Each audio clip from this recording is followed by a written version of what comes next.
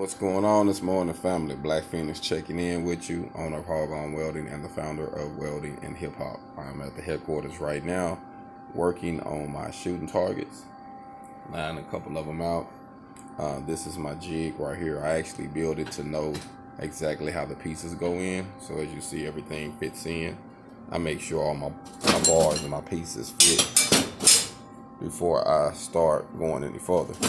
That way I can be able to, it's easier for me to kill a few birds with one stone if I just take a little time out to line it out like that. So I think that when you're building products, it's good to come up with a jig to make the process a lot easier and make it easier for someone else to duplicate it when you're not around, and when it's time for you to pass it down to like a assembly line to actually get it done and get some built. So just wanted to come in and kind of give you an update on that.